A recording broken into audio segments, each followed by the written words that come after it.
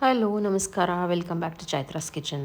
ಇಲ್ಲಿ ಗೋಂಗೂರ ಸೊಪ್ಪು ತರಿಸಿದ್ದೆ, ಸೊ ಅದರಿಂದ ಒಂದು ಚಟ್ನಿ ಮಾಡೋಣ ಅಂದ್ಬಿಟ್ಟು ಇಲ್ಲಿ ಚಟ್ನಿಗೆ ರೆಡಿ ಮಾಡ್ಕೊತಾ ಇದ್ದೀನಿ. ಫಸ್ಟು ಗೋಂಗೂರ ಸೊಪ್ಪೆಲ್ಲ ಬಿಡಿಸಿ ಅದನ್ನು ತೊಳೆದು ಒಂದು ಸ್ವಲ್ಪ ಹೊತ್ತು ನೆನೆ ಹಾಕಿಟ್ಬಿಡ್ತೀನಿ. ತುಂಬ ದಿವಸದಿಂದ ಮಾಡಬೇಕು ಅಂದ್ಕೊತಿದ್ದೆ ಗೋಂಗೂರ ಸೊಪ್ಪು ಚಟ್ನಿ. ಯಾಕೋ ಗೋಂಗೂರ ಸೊಪ್ಪಿನ ಚಟ್ನಿ ತಿನ್ನಬೇಕು ಅನಿಸ್ತಾಯಿತ್ತು, ನಾನು ಯಾವುದೋ ರೀಲ್ಸಲ್ಲಿ ನೋಡಿಬಿಟ್ಟು. ಸೊ ಅದಕ್ಕೆ ಮಾಡೋಣ ಅಂದ್ಬಿಟ್ಟು ಈಗ ತರಿಸಿ ರೆಡಿ ಮಾಡ್ಕೊಂಡಿದ್ದೀನಿ. ಅದನ್ನು ಮಾಡೋಕ್ಕೆ ಫಸ್ಟ್ ಅದನ್ನು ತೊಳೆದು ನೀಟಾಗಿ ರೆಡಿ ಮಾಡಿಕೊಂಡು ಒಂದು ಬಾಣಲೆಯಲ್ಲಿ ಎಣ್ಣೆ ಹಾಕ್ಬಿಟ್ಟು ಒಂದು ಸ್ಪೂನಷ್ಟು ಎಣ್ಣೆ ಕಾದ್ಮೇಲೆ ಒಂದು 8ರಿಂದ 10 ಮೆಂತ್ಯ. ಸೊ ಮೆಂತ್ಯ ಎಲ್ಲ ಸ್ವಲ್ಪ ಸಿಡಿದ್ಮೇಲೆ ಒಂದು ಸ್ಪೂನಷ್ಟು ಜೀರಿಗೆ, ಒಂದು ಸಣ್ಣ ಸ್ಪೂನಲ್ಲಿ ಜೀರಿಗೆ ಹಾಕ್ಬಿಟ್ಟು ಅದನ್ನು ಚೆನ್ನಾಗಿ ಬಾಡಿಸ್ಕೊಂಡು ಮತ್ತು ಒಂದು ಅರ್ಧ ಸ್ಪೂನು ಅಷ್ಟು ಧನಿಯಾ ಕಾಳು ಇದನ್ನು ಹಾಕಿ ಚೆನ್ನಾಗಿ ಬಾಡಿಸ್ಕೋಬೋದು. ಬೇಕಾದ್ರೆ ಇದಕ್ಕೆ ನಾವು ಈರುಳ್ಳಿ ಬೆಳ್ಳುಳ್ಳಿ ಎಲ್ಲನೂ ಯೂಸ್ ಮಾಡ್ಬೋದು, ಹಾಕಿದ್ರೂ ಒಂಥರ ಟೇಸ್ಟ್ ಡಿಫ್ರೆಂಟಾಗಿರುತ್ತೆ. ಇದು ಆಂಧ್ರ ಕಡೆ ಸ್ವಲ್ಪ ಜಾಸ್ತಿ ಈ ಸೊಪ್ಪು ಯೂಸ್ ಮಾಡೋದು. ಇದು ಆಂಧ್ರದಲ್ಲೆಲ್ಲ ತುಂಬಾ ನಾನು ಆಂಧ್ರ ರೆಸ್ಟೋರೆಂಟ್ಗೆ ಹೋದ್ರು ಗೋಂಗೂರ ಸೊಪ್ಪಿನ ಚಟ್ನಿ ಅಂತಲೂ ಕೊಡ್ತಾರೆ.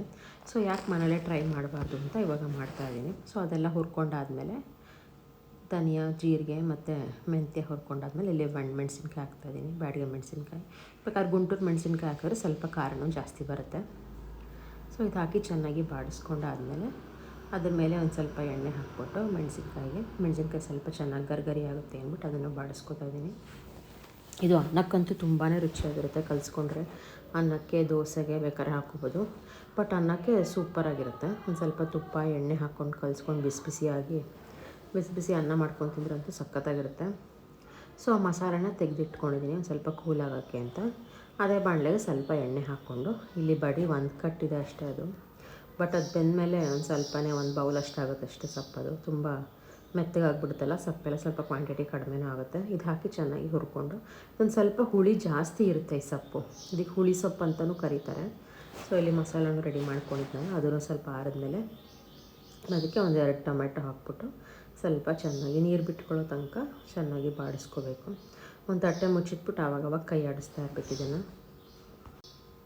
ಟೊಮೆಟೊನ ಹಾಕ್ಬಿಟ್ಟು ಅದಕ್ಕೆ ರುಚಿಗೆ ತಕ್ಕಷ್ಟು ಉಪ್ಪು ಹಾಕ್ಬಿಟ್ಟು ಇವಾಗ ಒಂದು ಲಿಡ್ ಕ್ಲೋಸ್ ಮಾಡಿಬಿಟ್ಟು ಇಲ್ಲಿ ಬೇಯಕ್ಕೆ ಬಿಡ್ತಾಯಿದ್ದೀನಿ. ಟೊಮೆಟೊನ ಎಲ್ಲ ಚೆನ್ನಾಗಿ ಮೆತ್ತಗಾಗಿ ಸೊಪ್ಪು ನೋಡಿ ಎಷ್ಟಾಯಿತು, ನಾವು ಹಾಕಿದಾಗ ಎಷ್ಟಿತ್ತು, ಇವಾಗ ಎಷ್ಟು ಕ್ವಾಂಟಿಟಿ ಕಡಿಮೆ ಆಗಿದೆ ಅಂತ. ಸೊ ಇದಕ್ಕೆ ಕಾಯಿ ಎಲ್ಲ ಏನು ಹಾಕೋ ಅವಶ್ಯಕತೆ ಇಲ್ಲ. ಬೇಕಾದ್ರೆ ಈರುಳ್ಳಿನೂ ಹಾಕ್ಬಿಟ್ಟು ನಾವು ಎಣ್ಣೆ ಜೊತೆಗೆ ಹಾಕಿ ಫ್ರೈ ಮಾಡಿ ಹಾಕಿದ್ರೆ ಅದು ಒಂಥರ ಟೇಸ್ಟ್ ಬರುತ್ತೆ. ಬಟ್ ನಾನು ಇದೇ ಥರ ಮಾಡೋಣ, ಫಸ್ಟ್ ಟೈಮ್ ಮಾಡ್ತಿರೋದಲ್ವ ಅಂದ್ಬಿಟ್ಟು. ಸೊ ಈಗ ಆರಿದ್ಮೇಲೆ ಇದನ್ನು 2 ಒಟ್ಟಿಗೆ ಮಸಾಲ ರುಬ್ಬಿದ್ವಲ್ಲ ಅದು ಮತ್ತು ಸೊಪ್ಪು ಎಲ್ಲ ಹಾಕ್ಬಿಟ್ಟು ಗ್ರೈಂಡ್ ಮಾಡೋದು ನೋಡಿ ಈ ಕಲರಲ್ಲಿ ಬರುತ್ತೆ. ನಾವು ಟೊಮೆಟೊ ಹಾಕಿರೋದ್ರಿಂದ ಮತ್ತು ಒಣಮೆಣ್ಸಿನ್ಕಾಯಿ ಹಾಕಿರೋದ್ರಿಂದ ಒಂದು ಸ್ವಲ್ಪ ಖಾರನೂ ಹಿಡಿಸತ್ತೆ ಅಂತಲೇ ಹೇಳ್ಬೋದು. ಯಾಕಂದರೆ ಸೊಪ್ಪು ಹುಳಿ ಇರುತ್ತಲ್ಲ, ಸೊ ನಿಮಗೆ ಖಾರನೂ ಜಾಸ್ತಿ ಹಿಡಿಸತ್ತೆ.